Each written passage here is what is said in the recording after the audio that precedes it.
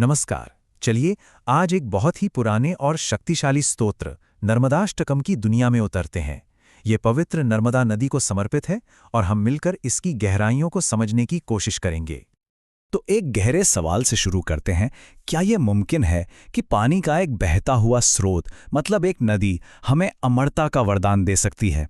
सुनने में अजीब लगता है ना? पर यही सोच नर्मदाष्टकम के केंद्र में है और आज हम इसी की पड़ताल करने वाले हैं। अच्छा, इससे पहले कि हम आगे बढ़ें, एक छोटा सा शब्द समझ लेते हैं। अष्टकम, इसका सीधा सा मतलब है 8 श्लोकों से बना एक भजन या स्तोत्र।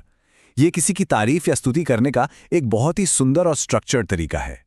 और हम जिस अष्टकम की बात कर रहे हैं वो है नर्मदाष्टकम।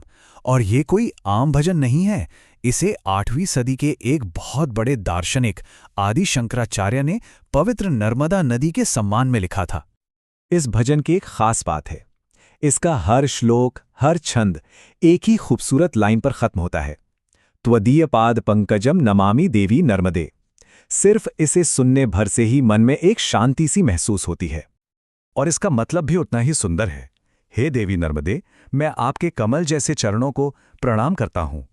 ये लाइन इस पूरे स्तोत्र की, आप कह सकते हैं, आत्मा है। हम बार बार इसी लाइन पर वापस आएंगे। तो चलिए पहले श्लोक में उतरते हैं। यहां नर्मदा को सिर्फ एक नदी की तरह नहीं दिखाया गया है, उसे भगवान शिव के तेज से जन्मी एक दिव्य शक्ति बताया गया है।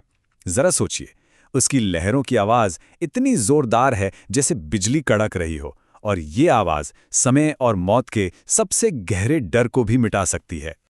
लेकिन नर्मदा की शक्ति सिर्फ डर को दूर करने तक ही सीमित नहीं है। आगे के जो श्लोक हैं वो हमें नदी के दोहरे रूप के बारे में बताते हैं। एक तरफ उसकी जबरदस्त भौतिक शक्ति और दूसरी तरफ आत्मा को साफ करने की उसकी अद्भुत क्षमता। दूसरे श्लोक से हमें पता चलता है कि नर्मदा सिर्फ पानी नहीं है, बल्कि ये दिव्य जीवों का एक सुरक्षित घर है। और खास तौर पर आज के समय में, यानी कलयुग में, इसे सभी तीर्थों में सबसे ऊपर माना गया है। पापों को धोने वाली एक परम शक्ति। तीसरे श्लोक में नर्मदा का यह दोहरा रूप और भी साफ हो जाता है। एक तरफ उसका गहरा शांत पानी है जो चुपचाप धरती को साफ करता है, और दूसरी तरफ उसकी लहरों की जोरदार आवाज है जो पाप की हर गूंज को मिटा देती है। ये शांति और शक्ति का कितना कमाल का मेल है। तो सवाल ये उठता है कि क्या नर्मदा की महानता सिर्फ हम इंसानों तक या इस धरती तक ही सीमित है? जी नहीं, बिल्कुल नहीं। अब हम देखेंगे कि कैसे स्वर्ग में देवता और धरती पर ऋषि मुनि दोनों ही उसकी पूजा करते हैं। चौथा श्लोक एक बहुत ही बड़ा वादा करता है। ये कहता है कि नर्मदा के पानी को सिर्फ देख लेने से, सिर्फ दर्शन मात्र से ही जन्म और मृत्यु का जो दर्दनाक चक्र है उससे छुटकारा मिल सकता है। सोचिए, सिर्फ एक नजर में इतनी ताकत। पांचवां श्लोक इस बात को और भी पुख्ता करता है कि उसे हर कोई पूछता है। एक तरफ किन्नर और अमर जैसे दिव्य लोक के प्राणी उसकी स्तुति गा रहे हैं, तो दूसरी तरफ धरती पर वशिष्ठ और कश्यप जैसे महान ऋषि मुनि उसे पूछते हैं। और छठा श्लोक हमें एक और भी गहरी बात बताता है कि नर्मदा सिर्फ कोई बाहर बहने वाली नदी नहीं है, बल्कि वो एक अंदरूनी एहसास है।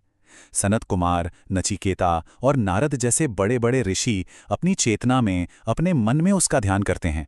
ये नदी उनके दिल में बहती है। और अब हम इस स्तोत्र के आखिरी और सबसे बड़े वादे की तरफ बढ़ रहे हैं, मुक्ति का वादा। 7वां श्लोक सिखाता है कि नर्मदा हमें 2 बहुत कीमती वरदान देती है।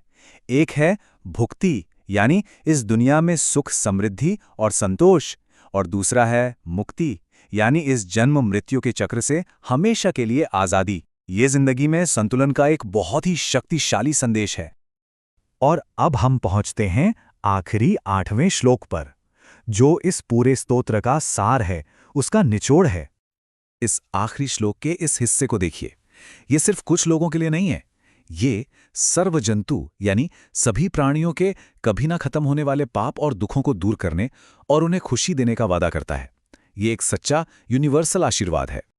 और इस पूरे स्तोत्र का जो आखिरी सबसे बड़ा वादा है, उसे अगर एक शब्द में कहा जाए तो वो शब्द है मोक्ष।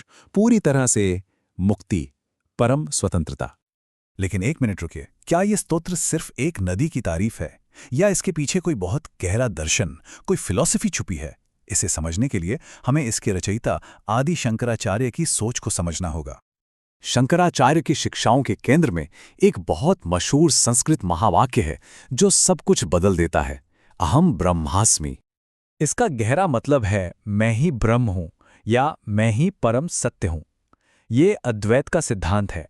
ये सोच के हम इस ब्रह्मांड से अलग नहीं हैं, बल्कि हम खुद ही वो परम सत्य हैं। तो अब इस नजरिए से देखिए, नर्मदा अब सिर्फ एक नदी नहीं रह जाती, वो एक ताकतवर प्रतीक बन जाती है।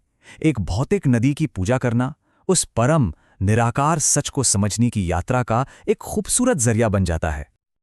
और अब इस नई समझ के साथ हम उसी प्रार्थना पर वापस लौटते हैं। हे देवी नर्मदे, मैं आपके कमल चरणों में नमन करता हूं।